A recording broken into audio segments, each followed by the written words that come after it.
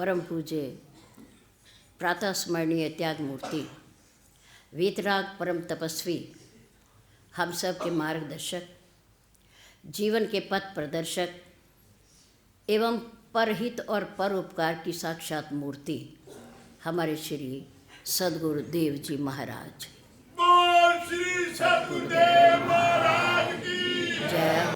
अर्चनीय वंदनीय धर्म स्वरूप पुरस्मात भक्ति स्वरूपा मात्र शक्ति प्यारी बहनों, प्रातःकाल की शुभ वेला में परम पूज्य गुरुदेव जी के चरणार विंद में परमपिता परमात्मा को साक्षी मानते हुए अपने अपने पैरों की चौकड़ी लगाकर बैठते हुए, शरीर को सीधा रखते हुए, मन को अपने पास लाते हुए, चित्त वृत्ति को एकाग्र करके बैठते हुए, चेहरे को मंच की ओर रखते हुए, आंखें खोल करके बैठते हुए, किसी भी प्रकार की हलचल को रोकते हुए, शांति का दान देते हुए, धर्ममय वातावरण में धर्म की चर्चा, जीवन सुधार की चर्चा, प्रभु की पवित्र पावनी चर्चा कहने और सुनने का प्रयास कीजिए। धन्यवाद। हमारे से पूर्व जिन्होंने भी भाइयों ने बहनों ने अपने विचारों को व्यक्त किया, सुंदर, अति सुंदर, भव्य, भजन के द्वारा हो, कीर्तन के द्वारा हो, ध्वनि के द्वारा हो या किसी वक्तव्य भाषण के द्वारा हो, प्रभु की महिमा का ही बखान किया जाता है। ईश्वर के गुण ही गाए जाते हैं।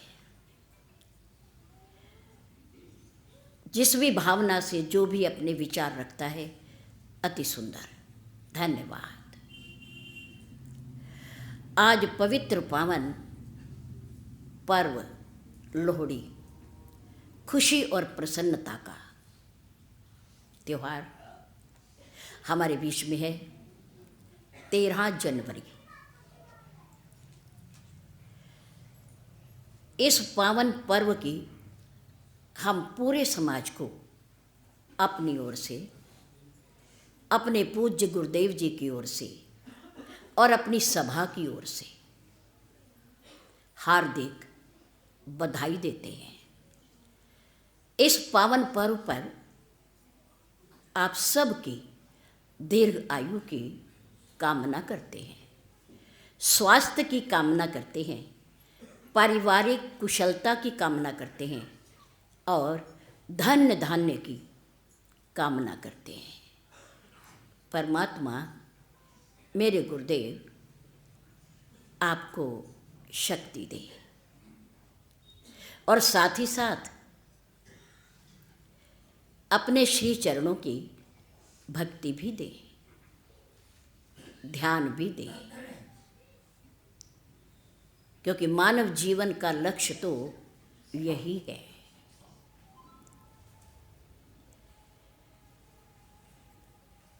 कल 14 जनवरी है।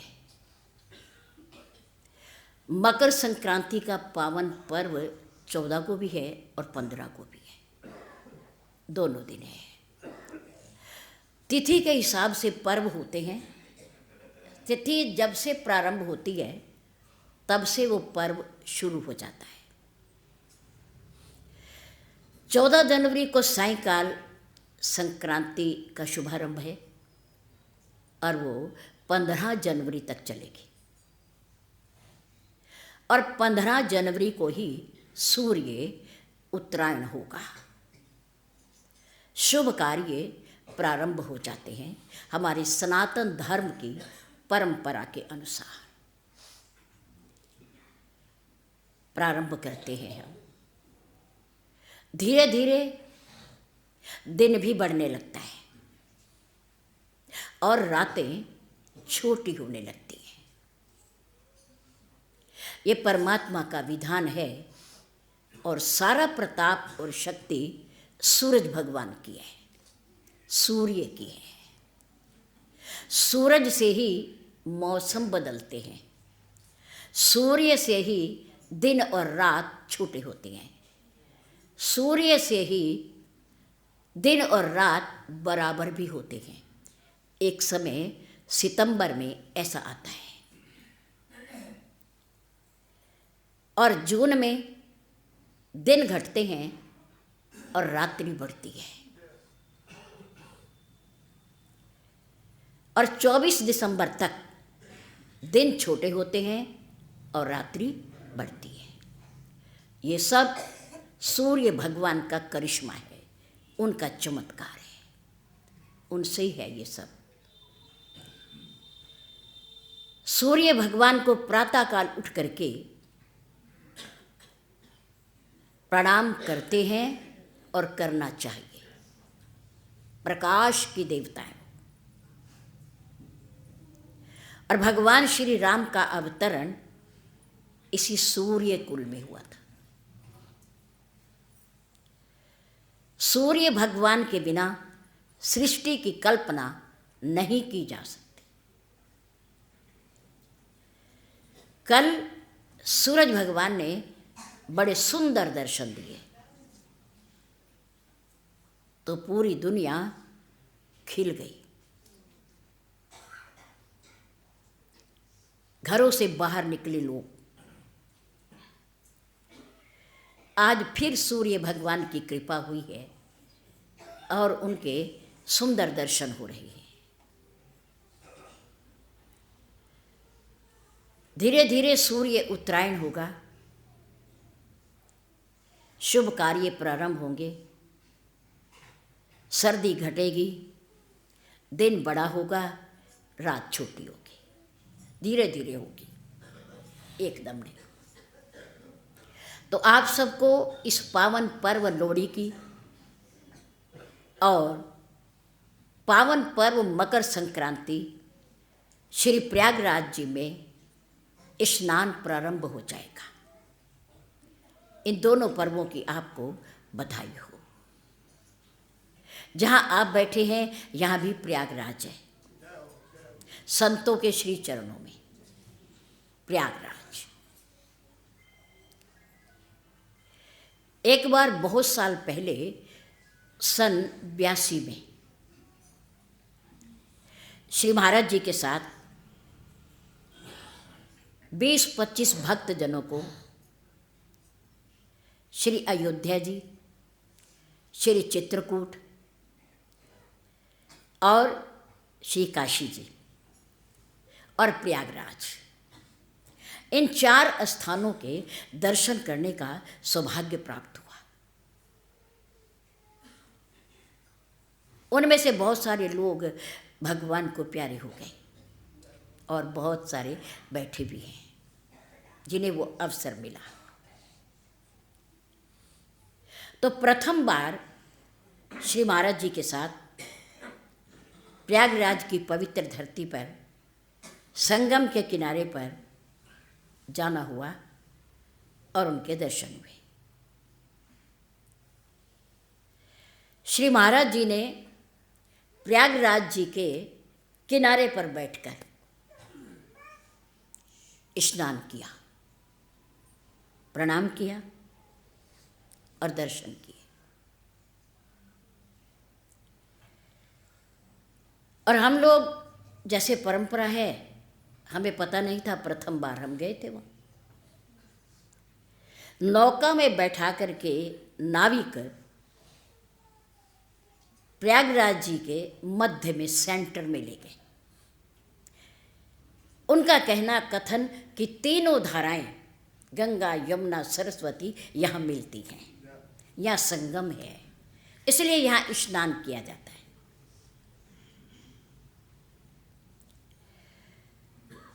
समय थोड़ा संध्या का होने वाला था।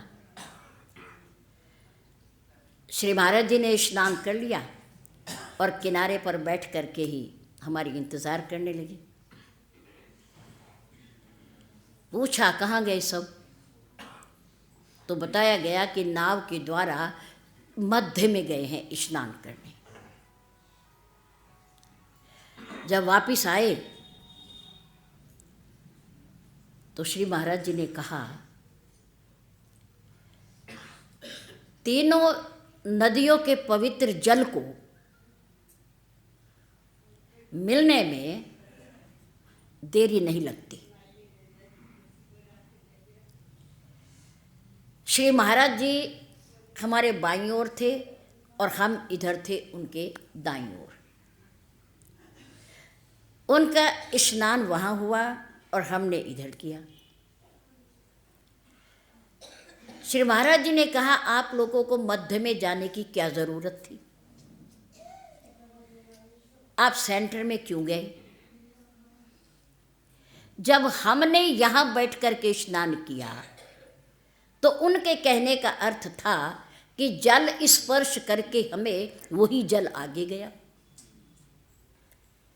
तो आपने किनारे पर बैठ कर के स्नान क्यों नहीं किया?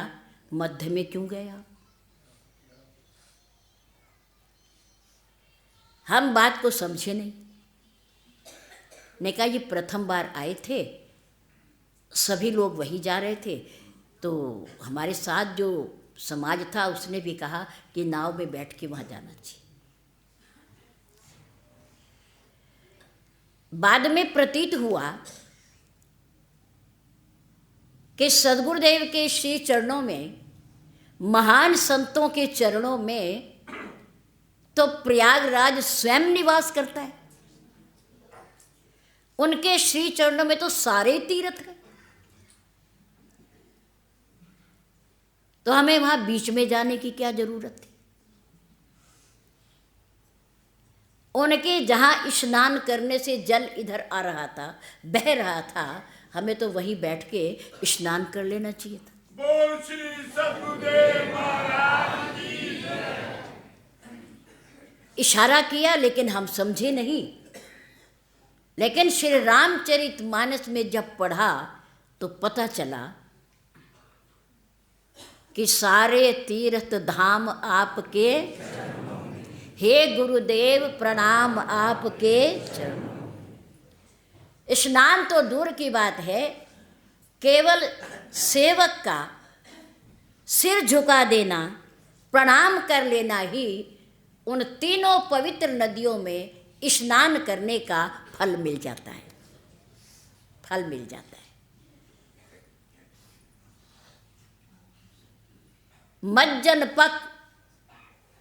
मज्जन स्नान करने से मज्जन फल पेखिए तत्काला, संतों की वाणी से निकले गए ज्ञान, भक्ति और कर्म के सुंदर प्रवचन और शब्द जहाँ गिरते हैं, जहाँ बोले जाते हैं, वहाँ पर स्वयं प्रयागराज आकर के निवास करता है। और उसमें डुबकी लगाने वाले भक्तजन प्रयागराज में स्नान करने का फल प्राप्त करते हैं। मज्जन फल पेखिए तत्काला, तत्काला मीन उसी समय, पेखिए में ना देखने को मिलता है, मज्जन में ना स्नान। सत्संग रूपी प्रयागराज में स्नान करने से तुरंत फल मिलता है, तुरंत फल। क्या फल मिलता है? जो प्रत्यक्ष है। मज्जन फल पेखिए तत्काला, काक होई पिक, काक कौआ, पिक कोयल, बकऊ मराला, बकऊ बगुला, मराला हंस, कौआ कोयल बन जाता है। सत्संग रूपी प्रयागराज में स्नान करने से, तन मन से स्नान करने से तुरंत फल मिलता है। कौआ कोयल बन जाता है और बगुला हंस बन जाता है, हंस बन जाता है। हंस और बगुले का दोनों का रंग एक सा। कई बार पहचान ही नहीं होती कि ये बगुला है या हंस है। कोयल और कोए का रंग दोनों का एक सा, पर अंतर कहाँ है? वाणी में। अंतर कहाँ है? वाणी में। कौवे की वाणी कर्कश होती है, कठोर होती है, और कोयल की वाणी मधुर होती है। शरीर दोनों का पक्षी, रंग दोनों का काला, पर वाणी में अंतर है। जब वृक्ष पर बैठकर कौवा बोलता है तो लोग उसे सुनना नहीं चाहते, पर कोयल जब वृक्ष पर बैठकर आम की ऋतु में बोलती है तो लोग कहते हैं कोयल की आवाज़ आ रही है, कहीं ना कहीं आम का वृक्ष ज़रूर है, ज़रूर वो कहीं बैठी है, उसकी आवाज़ आ रही है। वाणी, वाणी एक ऐसा यंत्र है हमारे शरीर का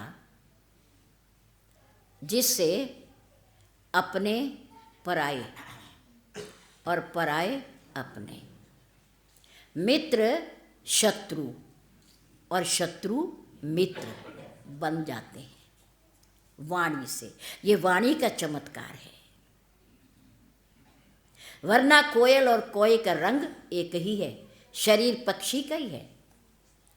ऐसे ही बगुला और हंस दोनों के शरीर का रंग सफ़ेद है और दोनों ही जाति से पक्षी हैं, पक्षी हैं, पर अंतर है क्या? बगुला क्या खाता है? कीड़े, छोटे छोटे जानवर, धरती पर रेंगने वाले। और हंस क्या खाता है? मोती। हंस खालिश दूध पीता है और मोती चुभता है, उसका भोजन मोती है। लेकिन बगुला मांसाहारी है, कीड़े मकोड़े खाता है वो, उसका वे भोजन है। और एक और अवगुण है उसके अंदर, बगुले के अंदर, क्या? कि वो कपटी है, वो कपटी है। किसी तालाब या नदी के किनारे या नदी में किसी वृक्ष पर या किसी लकड़ी के ऊपर बैठ जाता है, एक पैर पर खड़ा हो जाता है और आंखें बंद कर लेता है। आने वाले प्राणी को, कीड़े को पता चलता है कि ये आंखें बंद करके बैठा है, इधर से निकल जाओ चुपचाप, कुछ नहीं कहेगा क्योंकि इसकी आंखें बंद हैं, ये देख नहीं रहा, हमें पकड़ेगा नहीं, इसलिए निकल जाओ यहाँ से। लेकिन जैसे ही उसकी आंखें पूरी बंद नहीं होती, अर्ध निलिमित, अर्ध, आधी बंद होती हैं और आधी खुली होती हैं। कपट है ना हृदय में, लगता है ऊपर से बंद हैं और नीचे से खुली हैं। और जैसे ही अपने शिकार को जाते हुए देखता है, झट लंबी चोंच करके बगुला उसे पकड़ लेता है। कपट, उसके पास कपट है, छल है, धोखा है और मांसाहारी है। लेकिन हंस, उसकी वृत्ति सात्विक है,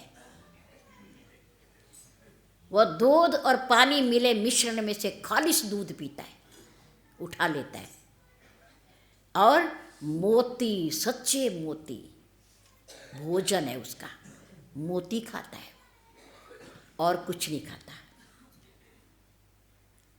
बगुला क्या बन जाता है?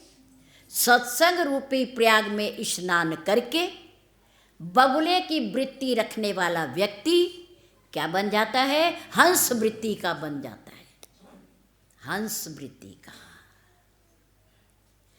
इस विकारों भरी दुनिया में, बुराई से भरपूर दुनिया में, मिश्रण में से क्या उठाता है? अच्छाई उठाता है, अच्छाई उठाता है, अवगुण छोड़ देता है, बुराई छोड़ देता है। मेरा भोजन, मेरी प्यास अच्छाई से बुझेगी, दूध से बुझेगी, मिलावटी दूध से नहीं। और सात्विक वृत्ति है, सात्विक भोजन खाता है, वो मांसाहारी नहीं है, वो मांस नहीं खाता, सुच्चे मोती खाता है। सत्संग रूपी प्रयाग में स्नान करने के बाद इस नाशवान झूठे दुर्गुणों से भरी हुई सृष्टि में से अच्छाई उठाता है और सात्विक भोजन करता है, उसका जीवन भी सात्विक बन जाता है। लेकिन बगुला, उसकी वृत्ति भी तामसिक, भोजन भी मांसाहारी और हृदय में कपट, छल। लेकिन हंस के अंदर ये नहीं है। संतों को हंस कहा गया, इसलिए उनके श्री नाम के आगे परमहंस लगाया जाता है। क्या लगाया जाता है? परमहंस। परमहंस कपट भरी दुनिया में रह करके भी वो अपने आप को इनसे अलग रखते हैं, अलग रखते हैं। जैसे सांप के मस्तक में मणि है, मणि है, और वहीं पर जहर की पोटली है। जहर की पोटली का स्पर्श पा करके भी सांप के अंदर रहने वाली मणि कभी जहरीली नहीं होती, जहरीली नहीं होती। संग में है, मस्तक में है, मणि भी है, जहर की पोटली भी है, लेकिन वो जहर का स्पर्श पा करके भी अपने आप को अलग रखती है, जहरीली नहीं होती। सत्संग रूपी प्रयागराज में स्नान करने के बाद तुरंत फल दिखाई देता है। कर्कश वाणी बोलने वाला मनुष्य सत्संग में आने के बाद, सुनने के बाद, पढ़ने के बाद अपने आप को बदलता है, बदलता है। उसकी कठोर वाणी कोमल हो जाती है, उसका जीवन बदलता है, विचार बदलते हैं, कर्म बदलते हैं, उसका मार्ग ही बदल जाता है। और तामसिक वृत्ति को छोड़ करके, बुराई को छोड़ करके, छल कपट को छोड़ करके मनुष्य की हंस वृत्ति बन जाती है, सात्विक वृत्ति बन जाती है। वो अच्छाई को उठाने लगता है। इस दुनिया में गुण भी हैं और दोष भी है, अच्छाई भी है और बुराई भी है, मधुरता भी है, कठोरता भी है। लेकिन सज्जन व्यक्ति अपने हित के लिए, अपनी भलाई के लिए, अपने कल्याण के लिए अच्छाई उठा लेते हैं और बुराई को छोड़ देते हैं। जैसे हंस पानी छोड़ देता है और दूध को उठा लेता है। हमारे सद्गुरुदेव जी कहा करते थे कि जीवन में एकदम ही किसी के जीवन में परिवर्तन नहीं आता, धीरे धीरे। अगर हम गुणवान बनना चाहते हैं तो हम इस दुनिया में से एक एक गुण उठाना शुरू कर दें। कोई सरल है, कोई सज्जन है, कोई मधुर भाषी है, कोई परोपकारी है, कोई दूसरों के दुख में द्रवित होने वाला है। उनमें से एक एक गुण उठाना शुरू करें तो एक दिन क्या होगा कि हमारा जीवन गुणमय हो जाएगा, गुणमय हो जाएगा। पर यदि हमने दूसरा पहलू, इस दुनिया में से जहाँ गुण और दोष दोनों हैं, हमने दोष उठाने शुरू कर दिए तो हम एक दिन ऐसा आएगा कि हमारा जीवन दोषमय हो जाएगा, दोषमय हो जाएगा। भले ही हम गुणवान थे, अपना जीवन को हम कैसा बनाना चाहते हैं यह हमारे ऊपर निर्भर है। गुण उठाएंगे तो क्या बनेंगे? गुणवान बनेंगे, और दोष उठाएंगे तो दोषी बन जाएंगे, दोषी बन जाएंगे। पर हमारा हित किस में है? हमारा कल्याण किस में है? गुणी बनने में, सज्जन बनने में, दुष्ट बनने में नहीं, सज्जन बनने में। हम गुणवान बनना चाहते हैं तो गुण उठाएं, और हर जीव के पास कोई ना कोई गुण है, कोई ना कोई गुण जरूर है, और हर विद्वान के जीवन में कोई ना कोई अवगुण जरूर है। ना कोई सर्वथा निर्दोष है और ना कोई सर्वथा दोषी है, दोनों चीजें हैं। गोस्वामी तुलसीदास जी कहते हैं कि दो दृष्टि हैं। एक दृष्टि तो ये है कि इस गुण दोषमय दुनिया में से हम गुण उठाएं, दोषों को छोड़ दें। और दूसरी दृष्टि क्या है कि इस द्वंद्वमय दुनिया में से, गुण और दोषमय दुनिया में से हम कुछ भी ना लें, ना गुण लें और ना दोष लें। गुण ये उभे न देखिए जिनके विमल विवेक, जिनकी शुद्ध बुद्धि होती है, सात्विक बुद्धि होती है, ना वो गुण देखते हैं और ना वो दोष देखते हैं, क्योंकि दोनों ही बंधन का कारण हैं, दोनों ही बंधन का कारण है। कैसे? गुण देखेंगे तो प्यार हो जाएगा, स्नेह हो जाएगा, लगाव हो जाएगा, ममता हो जाएगी। नहीं, गुण देखेंगे तो। और अवगुण देखेंगे, दोष देखेंगे तो द्वेष हो जाएगा, ईर्ष्या हो जाएगी, जलन हो जाएगी, नफरत हो जाएगी, घृणा हो जाएगी। अगर दोष देखेंगे, दोनों तरफ बंधन है, गुण देखने में भी और दोष देखने में। गुण देखने में राग और दोष देखने में द्वेष, द्वेष पैदा होगा।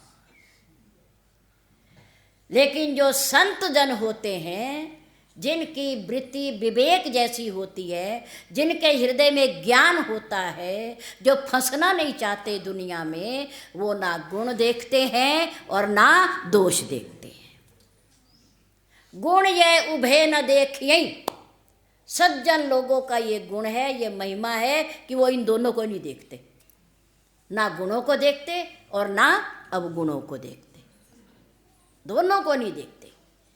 वो अपने हृदय की, अपनी आत्मा की आवाज को सुनते हैं। वो जानते हैं कि इस दुनिया को बदलना असंभव है, इस दुनिया को बदलना असंभव है। और असंभव को संभव करने की जिद ना करें। नहीं, हम तो इन्हें बदल के छोड़ेंगे, हम तो इन्हें सुधार के ही छोड़ेंगे। आज तक ये पूरी दुनिया ना कोई सुधार सका और ना कोई आगे सुधार सके। पूरी दुनिया को सुधारना असंभव, और असंभव को संभव करने की जिद छोड़ दें। क्या करें? जो संभव है उसे प्राप्त करने की हर संभव कोशिश करें, हर संभव प्रयास करें जो बदल सकता है। जो नहीं बदल सकता उसकी जिद हम ना करें। नंबर 2 पे, हम दुनिया के पीछे क्यों पड़े हैं कि सारी दुनिया बदल जाए, जैसा हम चाहते हैं वैसी बन जाए, बल्कि हम अपने आप को बदल लें। क्या होगा? फिर सारी दुनिया हमें बदली बदली नजर आएगी। हम स्वयं को बदल लें। हम चाहें कि पूरी धरती को चमड़े से ढक दिया जाए, हमें कोई कांटा ना लगे, हमें कोई गर्मी ना सताए, हमें ठंडी जमीन ना लगे, तो ये असंभव। ये क्या है? असंभव। अगर हमने सर्दी और गर्मी से बचना है, हमने कांटों से बचना है, हमने कंकड़ों से बचना है, तो हम अपने पैरों में जूते पहन लें, बच जाएंगे। असंभव को संभव करने की जिद छोड़कर हम अपने आप को बदल लें तो सारी दुनिया अपने आप बदली हुई नजर आएगी। नंबर 2, जिस परिस्थिति को हम नहीं बदल सकते उसे परमात्मा पर छोड़ दें। उसे परमात्मा पर छोड़ दें। जो हमारे बस की नहीं है, जो हम नहीं कर सकते, उसे ईश्वर पर छोड़ दें, वो अपने आप हो जाएगा। नंबर 3, किसी व्यक्ति को आगे बढ़ता हुआ देखकर, संपन्न देखकर, तरक्की करता हुआ देखकर ईर्ष्या ना करें, बल्कि जिसने उनको ये सब कुछ दिया है उस ईश्वर का चिंतन करें। चिंतन करें, ये उत्तम है। वो अपने कर्मों से बना, हम अपने कर्मों से बनेंगे, अपने कर्मों से बनेंगे। नंबर 4, हम चाहें कि हमारे सामने दुख आए ही ना, असंभव। हम चाहें कि हमारे सामने दुख ना आए, असंभव, बल्कि दुख आए कर्मों के हिसाब से और हम दुखी ना हो, ये संभव। ये संभव, ये हो सकता है। हम चाहें कि दुख ना आए, ऐसा नहीं हो सकता, पर दुख आए और हम दुखी ना हो, ये संभव, ये हो सकता है, क्योंकि ये हमारे बस में है, हमारे बस में है। नंबर 6, हमारा कोई बुरा ना करे, असंभव, क्योंकि सर्वगुण संपन्न कोई भी नहीं है। हमारा कोई बुरा ना करे, असंभव, पर हम किसी का बुरा ना करें, ये संभव, ये हो सकता है, क्योंकि ये हमारे हाथ की बात है। हमारा कोई बुरा ना करे ये नहीं हो सकता, क्योंकि किसी की दृष्टि में हम अच्छे हैं और किसी की दृष्टि में हम बुरे हैं। अलग अलग सबकी भावनाएं हैं, अलग अलग दृष्टि, अलग अलग दृष्टिकोण हैं। किसी का स्वार्थ पूरा हो गया, उसके लिए हम अच्छे हो गए, और किसी की बात हमसे नहीं बनी तो हम अच्छे भी बुरे हो गए, बुरे हो गए। हमारा कोई बुरा ना करे, ये असंभव, और हम किसी का बुरा ना करें, ये संभव। कोई बुरा करे ये उसका कर्म, मैं किसी का बुरा ना करूं ये मेरा धर्म, मेरा धर्म। बड़ी से बड़ी समस्या का भी उसका हल उसके अंदर छिपा रहता है। बड़े से बड़े दुख में भी सुख के छोटे छोटे कण विद्यमान रहते हैं। खोज के देखें, खोज करें, खोजने का प्रयास करें। बड़े से बड़े दुख में भी सुख के कण छिपे रहते हैं, छिपे रहते हैं। खोजने का प्रयास करें। मेरे राम ने बहुत बड़े दुख के समय, बहुत बड़ी दुर्घटना जो अवध में घटी, उसमें से भी सुख खोज लिया, सुख खोज लिया। मां कौशल्या को प्रभु राम ने बताया आके, मां आज्ञा दो। किस बात की? किस बात की? पिता दीन मोहि कानन राजू, जय सब भांति मोर बड़ काजू। मेरे पिता ने मुझे राज्य दे दिया है, बंटवारा कर दिया है। राज्य कहाँ का? कानन, वन का, जंगल का, मुझे राजा बना दिया है, राजा बना दिया है। तुम कहना क्या चाहते हो? मैं आपसे ये कहने आया हूं कि मेरे पिता का आदेश हुआ है कि मैं 14 वर्ष के लिए वन में निवास करूं, निवास करूं। अर्थात तू बन जाएगा, तू जंगल में जाएगा। क्यों जाएगा? और तेरे पिता को मेरे बिना पूछे अधिकार ही क्या है वन देने का? क्या वो नहीं जानते कि पिता से 10 गुना दर्जा बड़ा किसका होता है? मां का होता है, मां का होता है। तू मेरा पुत्र है, तू मेरा बेटा है, तेरे ऊपर मेरा उनसे ज्यादा अधिकार है। मेरे से बिना पूछे तुम्हें कैसे दे दिया वनवास? वन का राजा कैसे बना दिया? मेरे राम ने कहा, मेरी भोली माँ, ये मेरी ममतामयी माँ, वन का राज देने में केवल मेरे पिता का ही हाथ नहीं है, और किसका है? मेरी माँ का भी है, मेरी माँ का भी हाथ है। माँ ने कहा, कौन सी माँ? माँ तो तेरी मैं हूं। प्रभु ने कहा, नहीं, मेरी माँ कैकेयी, मेरी वो भी माता है, वो भी मेरी माता है। दोनों ने मिलकर रात्रि में समझौता किया, आपस में बातचीत की और मुझे आदेश सुनाया अपना।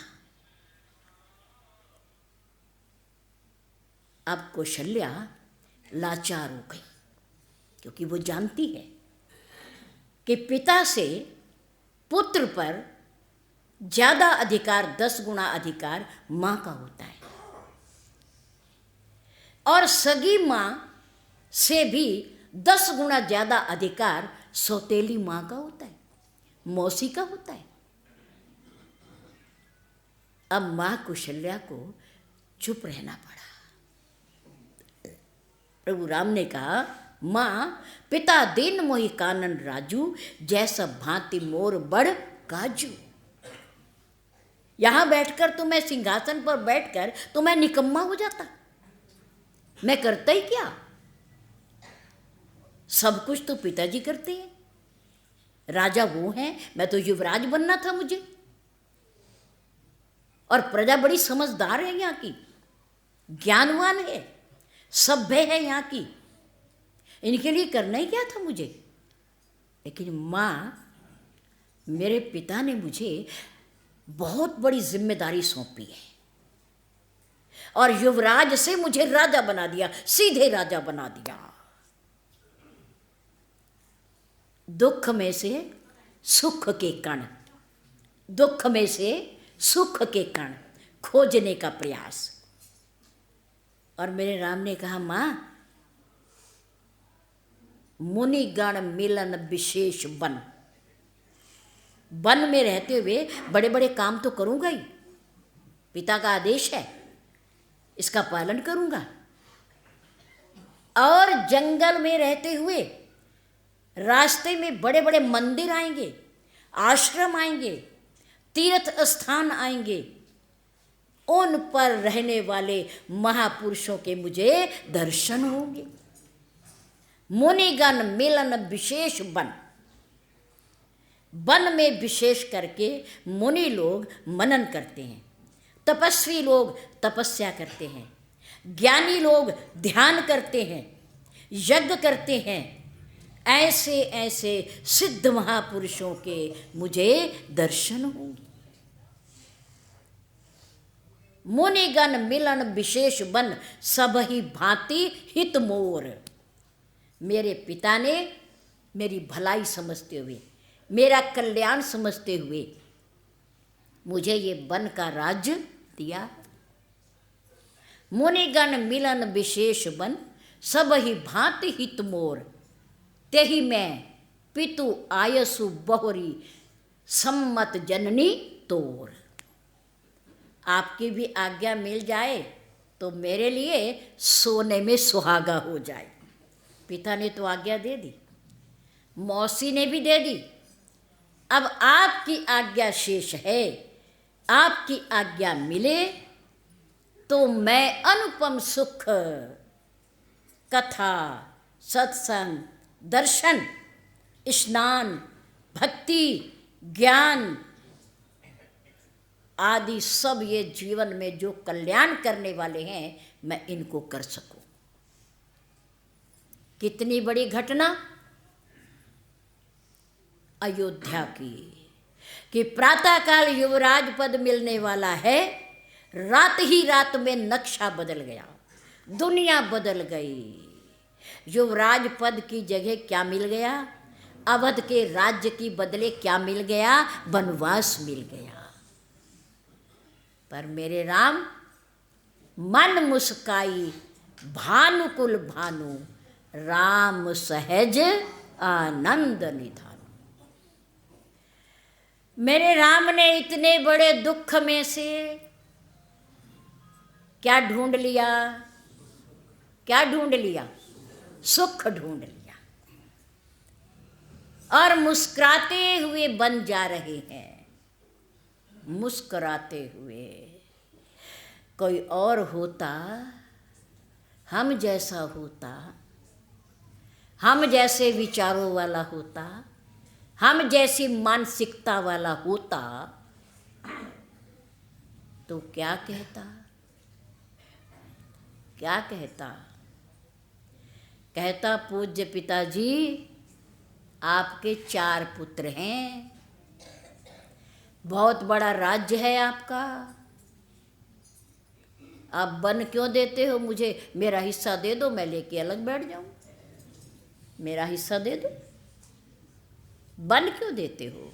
मैंने आपका क्या बिगाड़ा है? मेरे से इतने अप्रसन्न क्यों हो? आप मेरी गलती बताओ, मेरा अपराध बताओ, क्या है? हम जैसा होता तो, लेकिन मेरे राम ने कहा नहीं। माँ कैकेयी से मेरे प्रभु ने कहा कि माँ, मुझे बन जाने का दुख तो नहीं है, घर से जाने का, तपस्वी वेश बनाने का तो मुझे दुख नहीं है,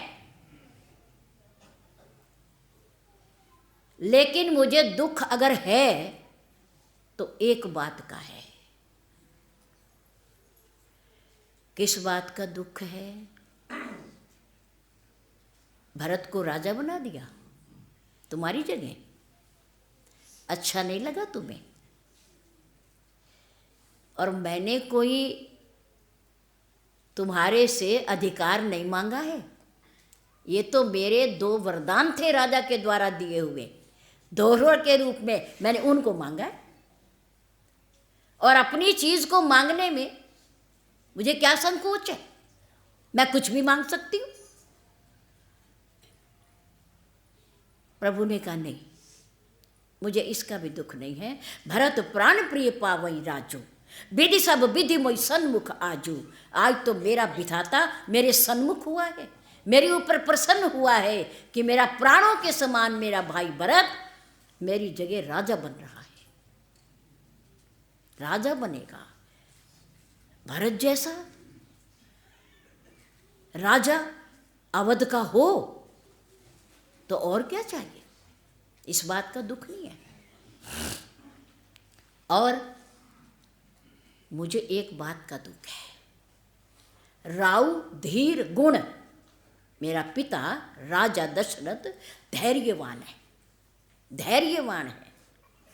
राउ धीर गुण उदधि, गुणों के समुद्र है मेरे पिता, मेरे पूज्य पिता गुणों के समुद्र हैं, धैर्यवान हैं, धर्मनिष्ठ हैं। वो इतनी छोटी सी बात के लिए घबराने वाले नहीं है, दिल छोड़ने वाले नहीं है, उदास होने वाले नहीं है। कि राम को युवराज दे रहा था, बदले में भरत को मिल गया या उसे दे दिया, ये कोई बड़ी बात नहीं है। राउ धीर गुण उदधि अगाधु, मैं तो इस बात से चिंतित हूं कि आप दोनों मेरे पूज्य पिता और माता ये बताने को तैयार नहीं हो कि मेरे से अपराध क्या हुआ। आपकी सेवा में कोई त्रुटि हो गई, कोई अपराध हो गया, मैंने आपका कोई अपमान कर दिया हो, आपकी शान में कुछ ऐसा कह दिया हो जो ना कहना हो। महारानी कैकेयी एकदम एकदम सावधान हुई कि राम क्या कह रहे हैं जी। राव धीर गुण उदधि अगाधु, भा मोइते कछु बड़ अपराधु। छोटा अपराध भी नहीं, बड़ा अपराध, बड़ा अपराध हो गया है। कैसे कि मेरे पिता मेरे आने की आहट को सुन करके ही खड़े हो जाते थे, मुझे देखने के लिए, मुझे प्यार करने के लिए इतने लालायित रहते थे। लेकिन आज मैं उस पिता के सामने हाथ जोड़कर खड़ा हूं, प्रणाम कर रहा हूं। मेरे पिता मेरे से बोल नहीं रहे, मेरे पिता मुझे आशीर्वाद नहीं दे रहे, मेरे पिता मुझे आंखें खोलकर नहीं देख रहे। इसका अर्थ ये है माँ कि मेरे से कोई बड़ा अपराध हो गया है, अपराध हो गया है। ये राम के गुण हैं, ये राम है, ये राम का चरित्र है, ये राम की महिमा है। हम राम को मानने वाले, राम को मानने वाले राम की नहीं मानते। अपराध कोई नहीं और माना जा रहा है, स्वीकार किया जा रहा है। हम अपराध करते हैं बड़ों के प्रति, गुरुजनों के प्रति, परमात्मा के प्रति, माता पिता के प्रति हम अपराध करते हैं, पर अपराध मानने को तैयार होते ही नहीं, एहसास कराने पर भी नहीं होते, बताने पर भी नहीं होते, बल्कि दुश्मन हो जाते हैं।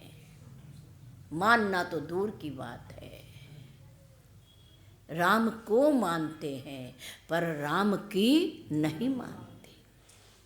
कितना बड़ा सम्मान है माता पिता का, कितना बड़ा।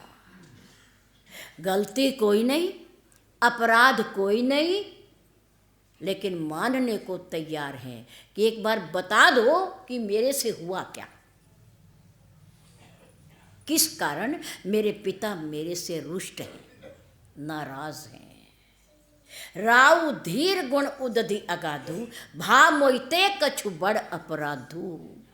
मेरे से कोई छोटा मोटा नहीं, बड़ा अपराध हुआ है, बड़ा।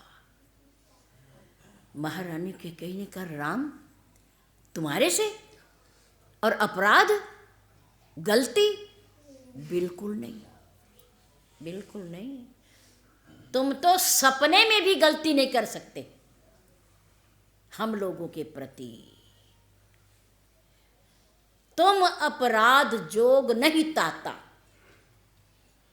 तुम्हें अपराधी दोषी बिल्कुल भी नहीं। कहना भी पाप है, कहना भी पाप है। तुम अपराध योग नहीं ताता। करोगे तो बहुत दूर की बात है, तुम तो सोच भी नहीं सकते। हमारे प्रति अपराध तुम सोच ही नहीं सकते। तुम अपराध योग नहीं ताता। जननी जनक बंधु सुखदाता। तुम अपने आचरण से, अपने कार्यों से, अपने गुणों से माता को, पिता को, भाइयों को, मित्रों को, प्रजा को सुख पहुंचाने वाले हो। सुख पहुंचाने। अपराध तो बहुत दूर की बात है। तुम तो अपराधी को क्षमा करते हो। अपने प्रति किए गए अपराध को भी तुम देखते नहीं। तुम देखते नहीं। तुम तो करोगे क्या? अपराध करोगे क्या? मेरे राम, तुम क्या कह रहे हो ये? राम ने कहा, फिर पिता नाराज क्यों है? पिता रुष्ट क्यों है? महारानी कैकेयी ने कहा, पिता रुष्ट नहीं है, पिता नाराज नहीं है, पिता दुखी है। किस बात से?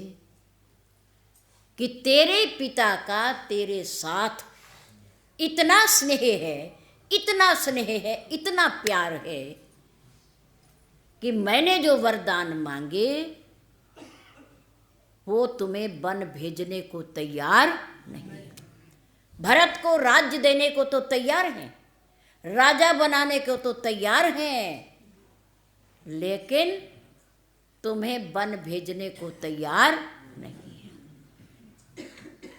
तुम्हारा विरह, तुम्हारा वियोग तुम्हारे पिता सहन नहीं कर पाए, सहन नहीं कर पाए जो मैंने मांगा, इसलिए तुम्हारे पिता दुखी हैं, परेशान हैं, पर तुम्हारे से नाराज नहीं है।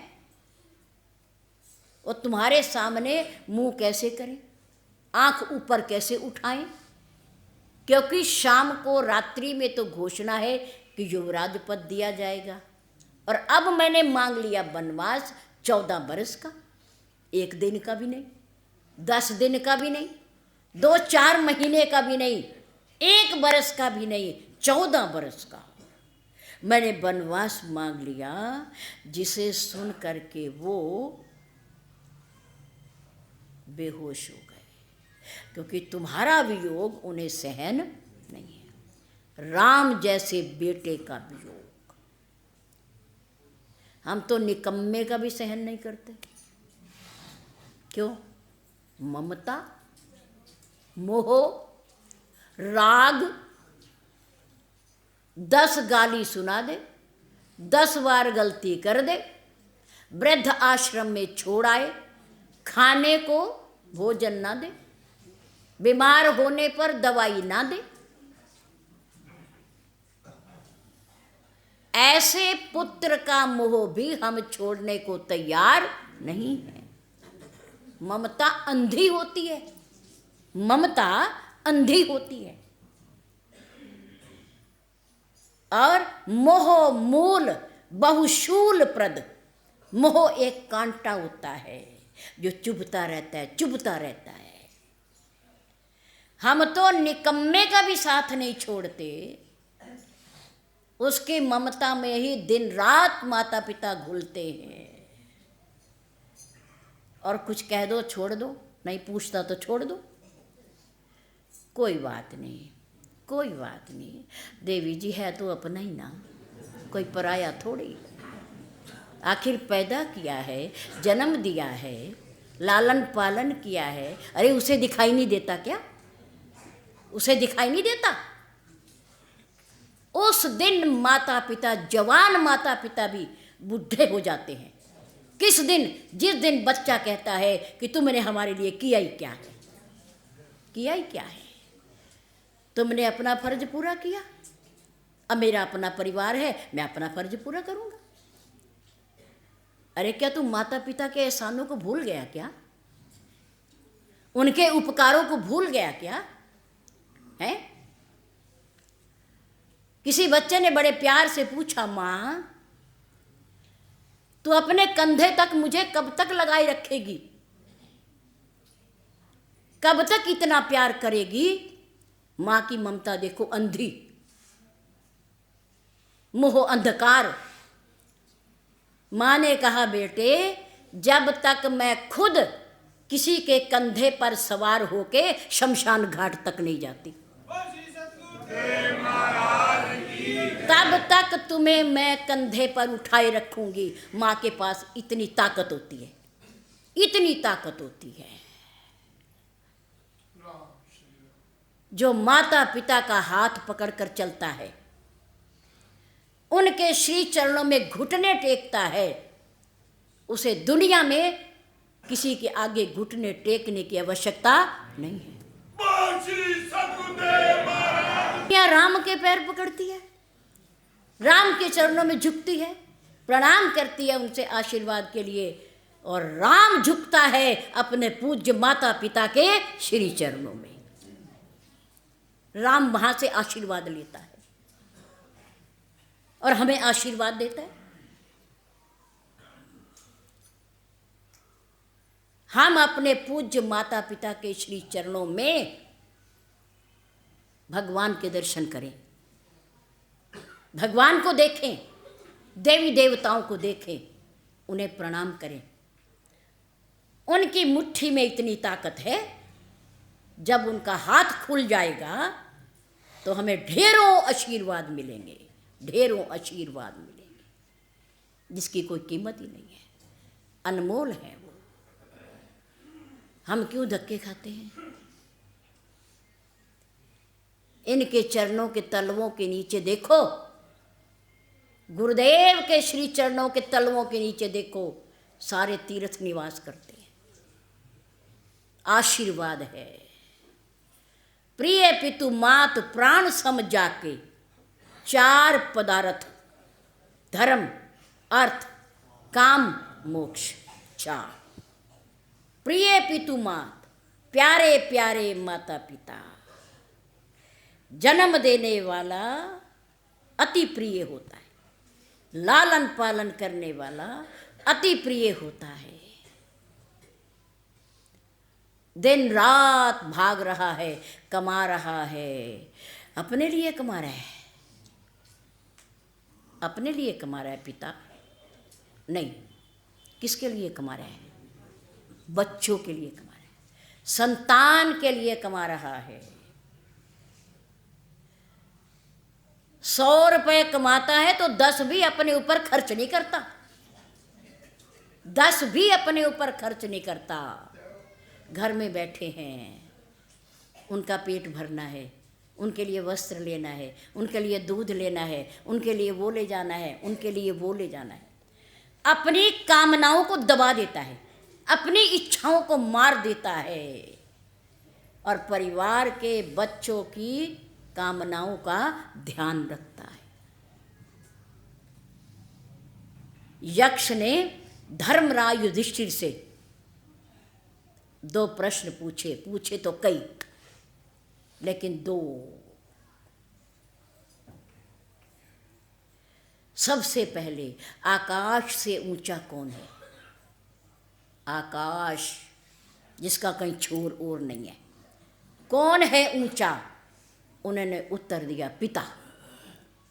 कौन है? पिता ऊंचा है। मजदूर भी अगर किसी का पिता है ना, तो वो भी चाहता है कि मेरा बच्चा इंग्लिश मीडियम स्कूल में पढ़ के बहुत बड़ा इंजीनियर बने, बहुत बड़ा डॉक्टर बने, बहुत बड़ा व्यापारी बने मेरा बच्चा। मैं तो कोई नहीं, मैं तो कमा के खा लूँगा, कोई बात नहीं, पर उसके लिए कमी नहीं रहनी चाहिए। मजदूर भी सोचता है। एक रिक्शा वाला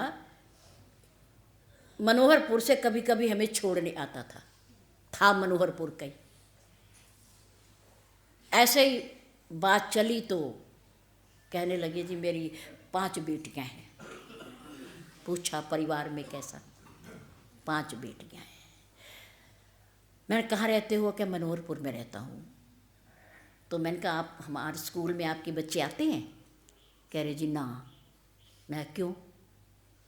क्या कोई बात नहीं, बच्चों की इच्छाएं नहीं मरनी चाहिए कि हमारे पड़ोस वाला बच्चा इंग्लिश मीडियम में जाता है और मैं सरकारी में पढ़ रहा हूँ, मैं सरकारी में पढ़ रहा हूँ।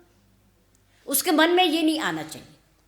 मैं चाहता हूँ कोई बात नहीं, मैं रिक्शा चला लूँगा, मैं दिन रात चला लूँगा, पर मेरे बच्चे और बच्चों की तरह अच्छे स्कूल में पढ़ने चाहिए। ऊंचाई, कितनी ऊंचाई है। अपने से भी अधिक सोच रहा है। अपने भविष्य की चिंता नहीं, किसकी चिंता है? बच्चों के भविष्य की चिंता है, बच्चों के भविष्य की। और बच्चे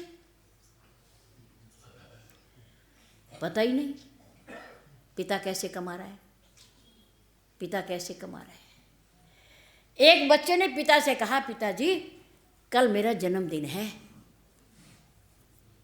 हाँ है बेटा है, मुझे भी पता है, तो मुझे आपसे 50 रुपए चाहिए। कहीं बेचारा छोटे मोटे रेस्टोरेंट में वो नौकरी करता था। पिता ने कहा बेटा इतने तो नहीं होने के। ने कहा नहीं मुझे चाहिए, क्योंकि मैंने अपने मित्रों को दावत देनी है, दावत। चलो कोशिश करूँगा बच्चे, कोशिश करूँगा। मन मार के और कामों को पीछे छोड़ के उस पिता ने बच्चे को, माँ नहीं थी उसकी, पिता ने बच्चे को 50 रुपए दे दिए, 50 रुपए दे दिए। बच्चा 50 रुपए लेकर के गया मित्रों को इकट्ठा करके, और छोटे से रेस्टोरेंट में बच्चों को दावत दे रहा है, अपने मित्रों को आदेश दे रहा है, अब ये स्नैक्स आनी चाहिए, अब ये आनी चाहिए, इसके बाद कॉफ़ी आनी चाहिए, आदेश दे रहा है। उसका पिता बाय चांस, उसका पिता उसी रेस्टोरेंट में काम करता था, उसी रेस्टोरेंट में। जो बच्चे ने आदेश दिया, उसका पिता बैरे के रूप में, कार्यकर्ता के रूप में, कर्मचारी के रूप में वो स्नैक्स लेकर के आया। एक बार उसने अपना मुंह ढका कि मेरा बच्चा मुझे पहचाने ना, संकोच में आ जाएगा। लेकिन दूसरी बार जब आया तो उसने ऊपर मुंह उठाया और कहा ये तो नहीं कहा था हमने, ये क्यों ले आए। जब ये कहते हुए ऊपर को देखा और उसे थोड़ा सा फटकारने लगा, तो उस बच्चे की आंखें खुली की खुली रह गई। बच्चे ने अपना सारा सामान वहाँ छोड़ दिया और उठ करके वहाँ से घर वापस आ गया। पिता सायंकाल घर में आए, बच्चा पिता के पैरों में गिर पड़ा। पिताजी, आप उस रेस्टोरेंट में सामान रखने का, बर्तन उठाने का काम करते हो? ऐसा काम? पर मैंने तो ये समझा था कि आप कोई बहुत बड़ी नौकरी करते हो, बहुत अच्छा पैसा कमाते हो, क्योंकि आपने मेरी किसी भी ज़रूरत को पूरा करने में कभी आनाकानी नहीं की। मैं तो ये समझता था, पर पिताजी मेरे जैसा दुष्ट पुत्र किसका होगा कि जिसने अपने पिता से जिद करके अपने मित्रों को दावत देने के लिए 50 रुपए जुटाने को कहा। पिताश्री, मुझे माफ कर दो, मुझे माफ कर दो, आज के बाद ऐसी कोई गलती नहीं होगी। माता पिता अपना पेट काटकर अपनी ज़रूरतें पीछे करके बच्चों की ज़रूरतों को पहले पूरा करते हैं। ये माता पिता है। पिता चाहता है मैं मजदूर हूँ, कोई बात नहीं, मैं छोटी सी कंपनी में वर्कर हूँ, कोई बात नहीं, लेकिन मेरा बच्चा तरक्की करना चाहिए, उन्नति के शिखर पर जाना चाहिए। ये दिल केवल माता पिता का होता है और किसी का नहीं होता। माँ की ममता धरती से भी भारी होती है, धरती से भी भारी माँ की ममता। उसका कर्जा नहीं चुकाया जा सकता, उनके एहसान को नहीं भुलाया जा सकता।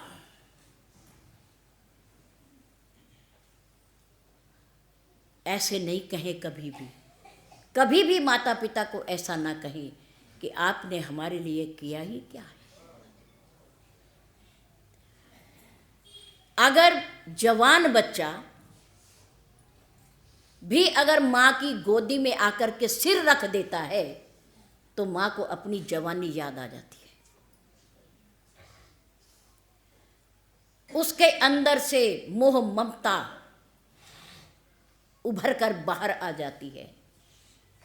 बूढ़ी माँ भी जवान हो जाती है।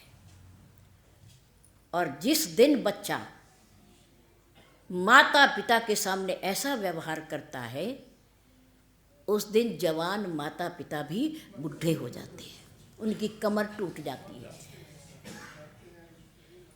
ना हमारी बालिकाएं ऐसा करें, ना हमारे बालक ऐसा करें। माता पिता पर विश्वास रखें, उनकी सेवा करें, उनकी आज्ञा का पालन करें। अगर उन्होंने जन्म दिया है, हमारे पाला पोसा है, हमें शिक्षित किया है, हमारे लिए दिन रात एक किया है, दुख सहे हैं, कष्ट सहे हैं, तो समय आने पर वो हमारी शादी ब्याह भी ज़रूर करेंगे, ज़रूर करेंगे। उनकी इच्छा के विरुद्ध कभी ऐसा काम ना करें जिससे उनके मन को चोट लगे, हृदय को चोट लगे, क्योंकि वो हमारे माता पिता हैं, भगवान हैं, हमारे देवी देवता हैं। प्रार्थना की जाती है भगवान की तो यही कहा जाता है, तुम ही हो माता पिता। ऊपर का भगवान ही माता और पिता बन करके नीचे आया, ऊपर से नीचे आया है। तुम ही हो माता पिता, तुम ही हो बंधु सखा। त्वमेव माताश्च पिता त्वमेव बंधुश्च सखा त्वमेव। अंगद ने कहा, प्रभु आप जाने को कह रहे हो, पर मैं जाऊं कहाँ कि मेरे पिता का तो आपके द्वारा वध हो गया। मेरी माता है, वो भी सुख ऐश्वर्य में ममता में राजमाता बन गई है, तो भूल जाएगी मुझे ठिकाना कहाँ मिलेगा। मोरे प्रभु तुम गुरु पितु माता, मोरे प्रभु तुम गुरु पितु माता। जाऊं कहाँ तजी पद जल जाता, आपके चरणों को छोड़कर मैं कहाँ जाऊं, मेरा तो कोई है ही नहीं। सुग्रीव हैं, राजा हैं, चाचा हैं। कभी उनके मन में आ जाएगा तो मेरे जैसे कांटे को रास्ते से निकाल के बाहर कर देंगे, क्योंकि उनके बाद ये राज्य मेरा है, आपने मुझे युवराज बनाया है। प्रभु आप ही माँ हो, आप ही पिता हो, आप ही पालन करता हो, आप ही रक्षा करने वाले हो। ये माता पिता पूज्य होते हैं, देवी देवताओं का रूप होते हैं। मातृदेवो भव, पितृदेवो भव, आचार्य देवो भव, ये देवता है साक्षात। इनका कभी अनादर नहीं करना चाहिए। ये श्री राम जी की हमारे प्रति शिक्षा है, उपदेश है। ये हमारे लिए है। राम तो भगवान है, उन्हें क्या करना और ना कराना ये हमें शिक्षा दी गई है, हमें पढ़ाया गया है। इसलिए मानव होने के नाते, मनुष्य होने के नाते मनुष्य जैसा ही कर्म होना चाहिए। बहुत बहुत धन्यवाद आप लोगों का। कल मकर संक्रांति का पावन पर्व है, आप सबको उसकी भी और आज लोहड़ी के पर्व की भी बहुत बहुत बधाई। और 15 जनवरी को रविवार का दिन है और परम पूज्य प्रातः स्मरणीय हमारे श्री गुरुदेव जी की पुण्यतिथि है। उसी उपलक्ष्य में हमारी सभा के द्वारा एक सुंदर कार्य किया गया है परोपकार का। माननीय सम्माननीय डॉक्टर श्री राजेश कुमार जी शर्मा हमारे गुरु परिवार के हैं। वो बहुत सज्जन परिवार है, बहुत ही ज़्यादा, जिनका उनके साथ कभी साक्षात्कार हुआ होगा बच्चों के कारण तो वो जानते होंगे कि उनका स्वभाव कैसा है। उन्होंने 15 जनवरी का समय हमारे इस समाज के लिए, हमारे नन्हे मुन्ने बच्चों के लिए देखने के लिए दिया है। हम आपसे, आपके बैनर पर भी लिखा हुआ है उनका समय भी, आने का समय भी और बच्चों के देखने का समय भी। आप अपने बच्चों को, पड़ोसियों के, जानने वाले, पहचानने वाले सभी को आप सूचना दे सकते हो कि रविवार के दिन 15 जनवरी को यहाँ पंत विहार में श्री महाराज जी के पावन स्थान पर आप चेक करवा सकते हैं, आप दिखा सकते हैं। और दवाई भी आपको बच्चों की मुफ्त में निःशुल्क दी जाएगी। आप इस बात का ध्यान रखेंगे और रविवार 15 जनवरी को आप हमारी सभा को इस सुंदर कार्य में सहयोग प्रदान करेंगे। धन्यवाद।